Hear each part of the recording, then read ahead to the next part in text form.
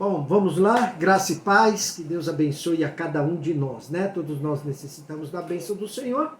E vamos agora começar este culto de estudo, que isso é um culto, isso é maravilhoso, com relação à palavra de Deus. Eu gostaria de saber se algum de vocês leu esta parábola de Lucas 9 a 19. Se não leu, eu vou ler agora, tá? Então, Lucas capítulo 20, do versículo 9 até o 19, diz assim: E começou a dizer ao povo esta parábola. Certo homem plantou uma vinha e arrendou-a a uns lavradores e partiu para fora da terra por muito tempo. E no tempo próprio mandou um servo aos lavradores para que lhe dessem dos frutos da vinha. Mas os lavradores, espancando-o, mandaram vazio. E tornou ainda a mandar outro servo, mas eles, espancando também a este, e afrontando-o, mandaram-no vazio. E tornou ainda a mandar um terceiro, mas eles, ferindo também a este, o expulsaram. E disse o senhor da vinha: Que farei? Mandarei o meu filho amado, talvez que, vendo, o respeitem. Mas, vendo os lavradores, arrazoaram entre si, dizendo: Este é o herdeiro, vinde, matemo-lo, para que a herança seja nossa. E lançando-o para fora da vinha, o mataram. Que lhes fará, pois, o senhor da vinha? Irá e destruirá esses lavradores, e dará a outros a vinha. E ouvindo eles isto, disseram: Não seja assim. Mas ele, olhando para eles, disse: Que é isto, pois, que está escrito? A pedra que os edificadores reprovaram, essa foi feita a cabeça da esquina. Qualquer que cair sobre aquela pedra ficará em pedaços, e aquele sobre quem ela cair será feito em pó. E os principais dos sacerdotes e os escribas procuravam lançar mão dele naquela mesma hora, mas temeram o povo, porque entenderam que contra eles dissera esta parábola. Pois bem, eu procurei ler o mais pausadamente possível, para que cada um de vocês pudessem aí acompanhando a leitura. Somente através desse texto, junto com o seu contexto, dizer se há alguma dúvida sobre para quem o Senhor estava falando essa parábola. Algum de vocês sabem? O próprio texto diz para quem.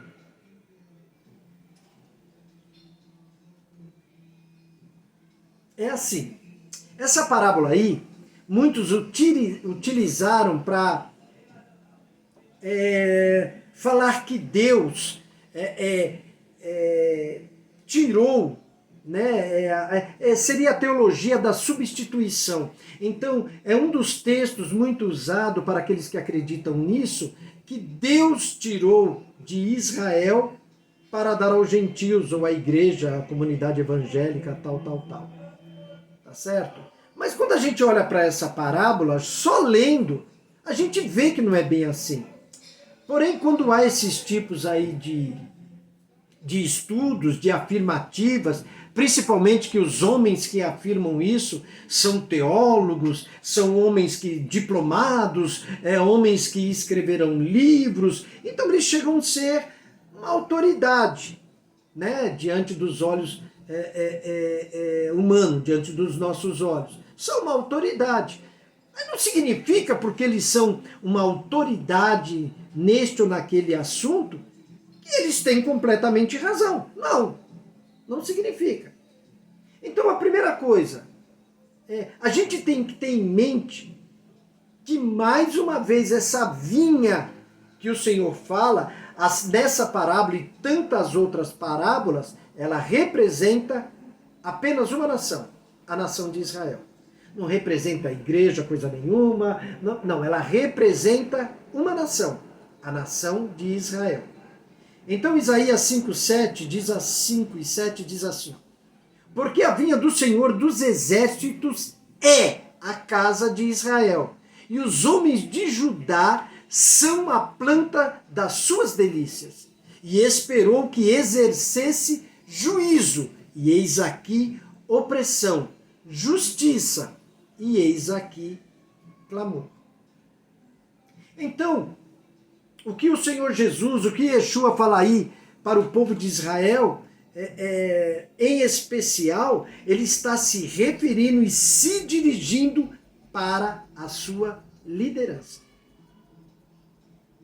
Então, somente isso. Nós vamos ler de novo o versículo 1 e o versículo 19. E aconteceu num daqueles dias que, estando ele ensinando o povo no templo e anunciando o evangelho, sobrevieram os principais dos sacerdotes e os escribas com os anciãos. Olha a coisa interessante aí, a palavra evangelho, né? Que evangelho que ele ensinava? Ele ensinava o Novo Testamento. Não, ele ensinava a Torá. Tá certo? Era o que ele ensinava. Era o que existia na época e era o que ele ensinava. Que é o que nós conhecemos como Velho Testamento. Nenhum deles deixou de pregar o tal Velho Testamento. Então ele já entrou pregando o Evangelho, que é a Torá, que significa, mais uma vez reforçando, instrução. Então ele apregoava o livro da instrução. E os escribas do sacerdote, versículo 19, e os escribas dos sacerdotes e os principais dos sacerdotes e os escribas procuravam lançar mão dele naquela mesma hora, mas temeram o povo. Aí vem a resposta: porque entenderam que contra eles disseram esta parábola. E essa liderança se sentia o quê? Confrontada com os feitos e as palavras do Senhor. Então, quando se fala sobre Israel como vinha do Eterno, a gente vai encontrar também no primeiro século aí, em Deuteronômio é utilizado, num cântico de Moisés, Deuteronômio 32:9, eles dão uma explicação bacana, eu gostei muito. Eles chamam de Sifrei Deuteronômio, né? Diz assim, porque a porção do Senhor é o seu povo, Jacó é a parte da sua herança. Aí é como se eles tivessem pego essa parábola e dado uma simplificada. E diz assim, isto é comparado a um rei que arrendou a sua vinha para lavradores. Os lavradores começaram a roubar o lucro do rei, o que fez com que o rei retirasse tais lavradores e colocasse seus filhos para trabalhar na vinha. Porém, os filhos se tornaram mais perversos do que seus pais. Eles então deu aos netos dos lavradores, mas estes se tornaram mais perversos do que seus ancestrais. O rei então teve um filho, e ele disse aos lavradores: sai do que é meu, vocês não podem mais ficar aqui, pois meu filho será o herdeiro legítimo. Então ele está dizendo o quê? Nessa parábola, que quem é o filho legítimo, quem é a autoridade, o príncipe, o Deus de Israel? Jesus. E aqueles líderes estavam fazendo o que ali? Aqueles líderes, porque ali... Oi, irmão? Ensinando outra coisa, né? Roubando dos outros, né? Roubando dos outros. Os líderes ali, eles estavam afanando. Eles transformaram aquilo num antro. Eu costumava dizer assim, num banco. Eles faziam negócios. E a Bíblia é clara nisso. Toda a igreja, infelizmente, a gente vê em muitos locais que utilizam o mesmo esquema. O mesmíssimo esquema. Né? Fizeram da casa do Senhor um local de vendas, um local de lucro. Isso a gente vê aos montes. Crentes que se dizem cheios do Espírito Santo, mas o que buscam na verdade é lucro, é fama, é poder, é ganhar, né? Infelizmente, né? Então, quando a gente lê esse contexto aí do primeiro século, a gente vê que Jesus estava falando diretamente com eles, aos escribas e sacerdotes. Mas o que esses escribas aí representavam naquela época? Os maus lavradores. Eles representam ali o partido responsável pela vinha, que é Israel, naquela época. E quem cuidava daquilo? Quem eram esses sacerdotes? Oh, eram os fariseus. Não, eram os saduceus, que entraram ali através de corrupção, que viviam ali através de corrupção, de engano, de roubalheira. Eles se tornaram tão corruptos, eles enriqueceram ilicitamente, negociavam os cargos de sumo sacerdote, utilizavam mal a autoridade que lhes foi confiada. Então Deus estava dizendo que estava prestes a remover não Israel, mas a liderança corrupta desses sacerdotes, desses saduceus, para estabelecer ali a liderança do seu próprio filho. É isso que seria estabelecido. Porque quando nós olhamos para o Filho de Deus, quando nós olhamos para Yeshua, HaMashiach, quando nós olhamos para Jesus, o Messias, quando nós olhamos para ele, a gente vê uma pessoa íntegra. Uma pessoa que não admite a corrupção, que não se corrompeu. Se tinha alguém que poderia realmente, se quisesse, ter conquistado o poder do mundo em situação meramente terrena, era ele. Ele orava, vinha anjo. Ele falou que se orasse, vinha lá, sei lá quantas legiões de anjo. Sabe o que é isso? Ele fazia uma oração e para socorrer ele vinha aí uma legião de anjos. São 6.000, né? Uma legião, na época romana lá era 6.000, se eu não me engano. Viriam 6.000 anjos. Se um anjo mata milhares, imagina 6.000. Através do seu poder, para aplicar, vamos aí, a justiça do Senhor nosso Deus. Então, a gente tem que tomar cuidado com essas teologias modernas, querendo achar que nós que fomos enxertados, podemos viver sem aquela árvore. Podemos viver separados. Não existe. Colocar uma planta, né, numa árvore, se essa árvore não estiver enraizada, vai morrer os dois. Não existe. Então essa parábola, de forma alguma, de nenhum momento, ela fala que Deus vai substituir Israel por outra nação ou pela igreja. Como ensinam aí muitos líderes do cristianismo. Então, existe muito perigo. Então, os comentários tradicionais sobre a parábola dos maus lavradores, eu vou falar o comentário de um cidadão chamado Matthew Henry, tá? De 1662. Foi o ano que ele nasceu e viveu até 1714. Olha o que ele fala. Isso é porque nós lemos, né? Nós lemos ali versículos provando que já não tem nada a ver com substituição. Mas olha o que este teólogo fala. Esta parábola serviu para mostrar que a nação judaica, por perseguir os profetas e finalmente o próprio Cristo, havia provocado a Deus para tirar-lhes todos os privilégios de sua igreja e abandoná-los à ruína. Pessoas leigas, quando vê isso, é verdade. Não é. Aí três homens também, sábios, pessoas cultas, não estou dizendo que eles só escrevem besteira não, tá? Mas com relação a isso aqui, é meio complicado. Tá? Então vamos lá, Robert Jameson, Fawcett e David Brown, tá? Em 1871. Olha o que eles escreveram. O reino de Deus, isso aqui para mim parece mais, meus irmãos, antissemitismo. Olha só, o reino de Deus deve ser tomado deles e dado a uma nação que deu seus frutos, a saber, a grande comunidade evangélica de fiéis, principalmente gentios. Mas será que a Bíblia, esses homens, poxa, que tiveram o privilégio de estudar tanto, ter tantas fontes na mão deles que nós não temos. Será que realmente é isso que a Bíblia diz? Isso que eles estão afirmando? Será que é isso? Vamos ver Romanos 11, 1 e 2.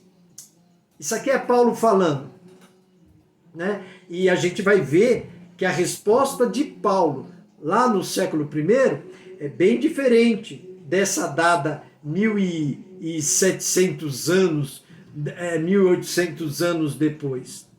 Por isso que às vezes eu falo, agora vocês vão me entender, que eu fico de olho nessas teologias montadas há 200 anos atrás. Um teólogo aqui onde eu moro disse para mim assim, quando eu disse para ele, falei, olha, eu me baseio nos apóstolos. Não nesses, tá? Não nesses apóstolos. Não estou dizendo que não tem aí gente boa, não é isso. Eu falei, eu me baseio nos apóstolos do primeiro século. Aí ele olhou para mim, ele é bacharel em teologia, estava fazendo doutorado, ele fez, oxe, naqueles apóstolos? Eu falei, desculpa, sim, quem que eu vou me basear? Eu falei, me desculpe. Nesse evangelho que apresenta um bocado de igrejas aí, com pessoas que nem lê a Bíblia, entram num fanatismo estranho. Falei, desculpa.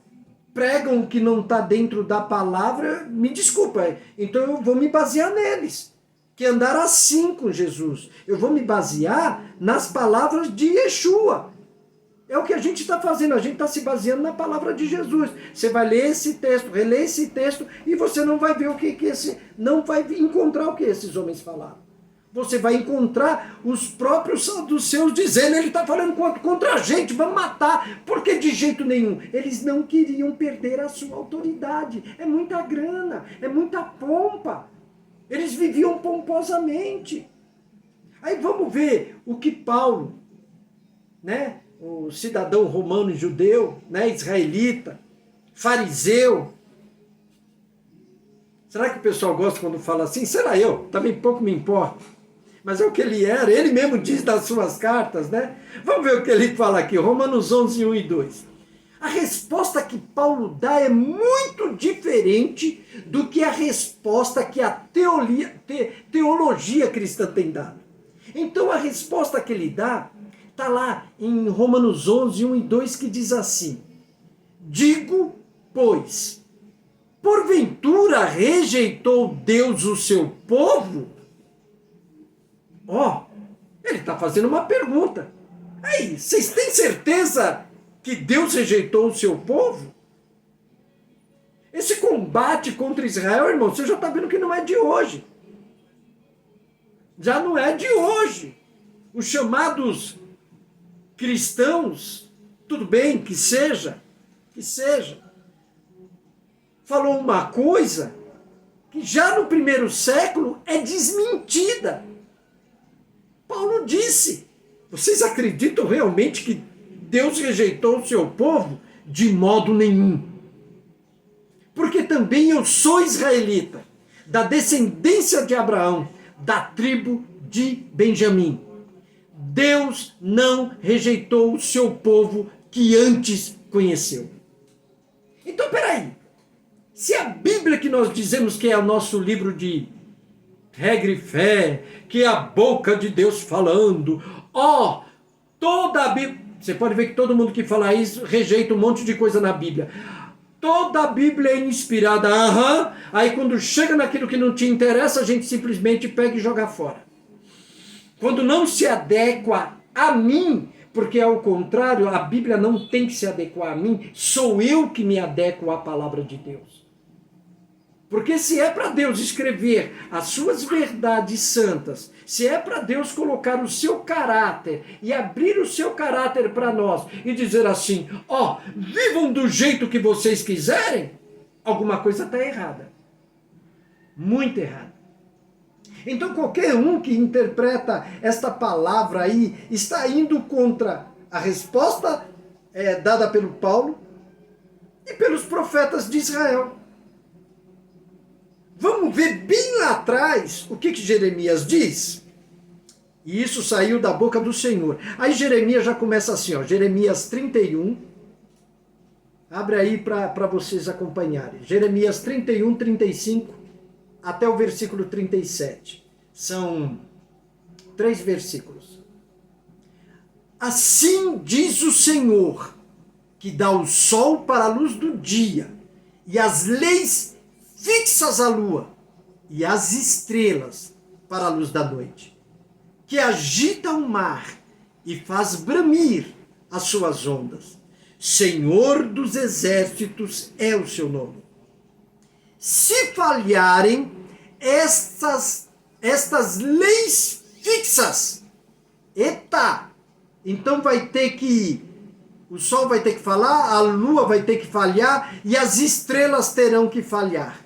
Diante de mim, diante dele, diz o Senhor, deixará também a descendência de Israel de ser uma nação diante de mim para sempre.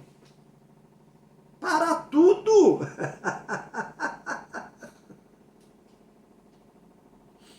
Para tudo.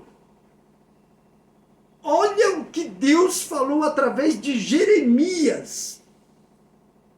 Mais de 2000 anos antes. Já contradizendo aquilo que estão falando atualmente. Que muitos acreditam assim. Então nós temos um problema. Ou nós vamos dar ouvido para o que Deus fala, ou vamos dar ouvido para o que homens, meros homens falam. Nós temos que aí decidir. Porque, irmãos, você quer falar alguma coisa, irmão Israel? Não. Não? Então, a gente tem que ver aí que esses líderes religiosos, eles são encarregados de fazer o quê? Não é de cuidar da vinha, não é de cuidar do povo, não é de guiar, dirigir o povo até Deus e conduzi-los em seus caminhos. Irmão, isso é uma tarefa árdua, árdua. É muito árdua. Hoje mesmo eu estava conversando com uma pessoa que não é como nós, né? Crentes evangélicos, né? Não é. E a gente estava falando sobre Deus. Aí eu perguntei de que religião que era ela, que igreja que ela ia, na verdade, ela falou. Eu falei, mas você é realmente? Ou só diz? Ela, não, eu sou. Porque Deus, eu falei, ótimo. Mas você sabe quem é Deus? Você sabe quem é Jesus? Eu fiz para ela assim, essa pergunta que eu estou fazendo para você é a mesma pergunta que eu faço quando eu prego. Que eu já fiz para muitos crentes. E as respostas, ou não sabe, ou são respostas vagas.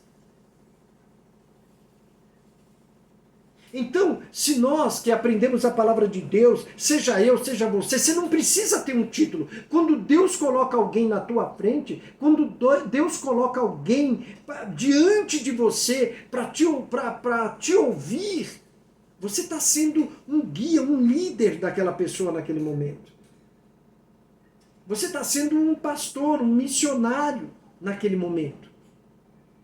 Porque Deus colocou aquela pessoa, porque talvez eu não conseguiria fazê-la me ouvir, mas quando coloca para você, é para que você faça a ouvir, para que você a dirige, a conduza até Deus. Então o conhecimento de Deus, nós estávamos falando ontem, né, Célia?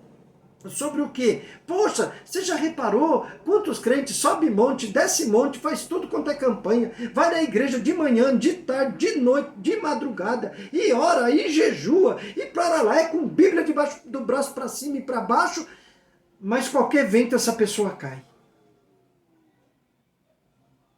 Essa pessoa, ela não consegue tratar as pessoas bem. Pode falar, Celinha.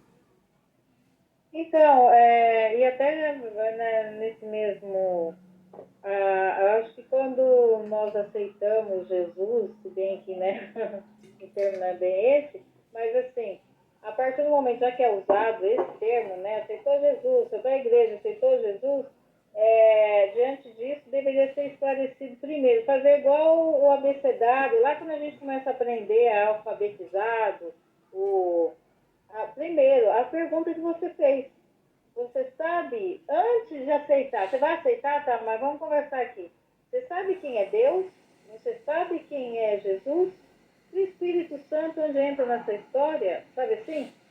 Para desmistificar essa história mesmo que a gente conversou ontem e a continuação aí hoje. Então, assim, porque partindo desse princípio, acho que fica mais.